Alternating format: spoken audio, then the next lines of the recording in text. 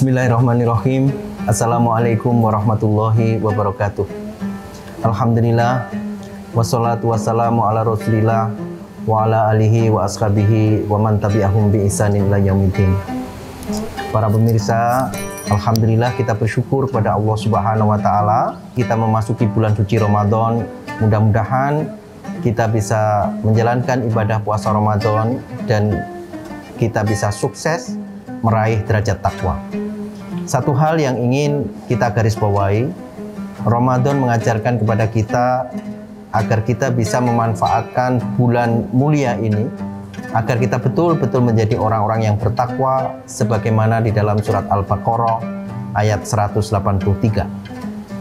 Namun lebih dari itu, Ramadan sesungguhnya mengajarkan kepada kita bahwa dimensi dalam kehidupan kita itu meliputi dimensi ibadah, dimensi sosial, dalam kehidupan keumatan, kebangsaan, dan kenegaraan. Maka kalau kita lihat ayat-ayat yang datang atau yang dirangkai sebelum Al-Baqarah 183 maupun setelah Al-Baqarah 183 itu menggambarkan satu rangkaian yang luar biasa. Diawali mulai dari ayat yang 177 dan diakhiri sampai ayat yang 208. Para pemirsa, kalau kita lihat ayat 177, itu juga bagian tentang cara-cara dan unsur-unsur yang dibutuhkan bagi seorang muslim untuk meningkatkan ketakwaannya, meraih derajat takwa.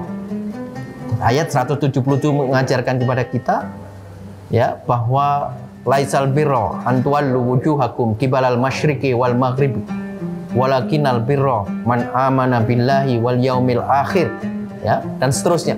Itu menggambarkan ayat-ayat tentang keimanan, tetapi kemudian diakhiri dalam ayat itu ulaikal ladzina shadaku wa ulaika humul muttaqun. Mulai dari keimanan, mulai tentang peribadatan, menepati janji, dan seterusnya. Itu bagian amal-amal pribadi yang dibutuhkan untuk meningkatkan takwa.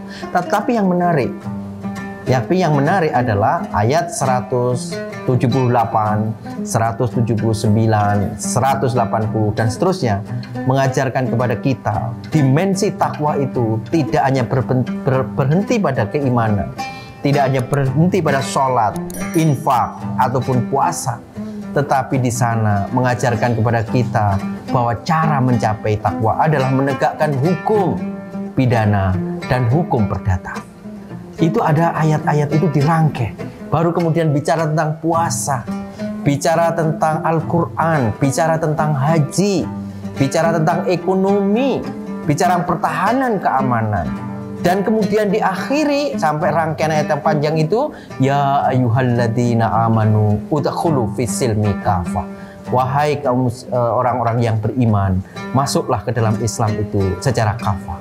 Kalau kita melihat ini, ma'asyiral muslimin rahimakumullah, mari kita masuk bulan Ramadan dengan ikhlas karena Allah Subhanahu wa taala. Kita berpuasa, berharap puasa kita diterima dan menjadi orang yang bertakwa. Pada saat yang bersamaan meletakkan konteks puasa kita dengan keseluruhan ibadah kita, sehingga betul-betul kita bisa masuk Islam secara keseluruhan, dan dengan itulah kita bisa mengabdi kepada Allah Subhanahu wa taala dengan melayani umat, dengan melayani bangsa, dengan melayani negara, bahwa seluruh bidang-bidang amal kita di dalam melayani kehidupan keumatan, kebangsaan, dan kenegaraan kita adalah bagian dari ibadah kita kepada Allah Subhanahu wa taala. Kalau seorang muslim bisa seperti itu, insya Allah tujuan kemerdekaan Indonesia yang melindungi segenap bangsa dan seluruh tumpah darah Indonesia, memajukan kesejahteraan umum, mencerdaskan kehidupan bangsa, dan turut serta dalam pergaulan dunia yang berdasarkan kemerdekaan,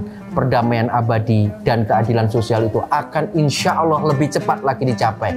Sehingga kita bisa mewarisi para pendiri bangsa ini, para tokoh-tokoh ulama, para pejuang-pejuang kemerdekaan, kita merawat agar Indonesia ini mencapai tujuan kemerdekaannya. Mudah-mudahan puasa kita diterima oleh Allah Subhanahu wa taala. Selamat menjalani ibadah Ramadan. Assalamualaikum warahmatullahi wabarakatuh.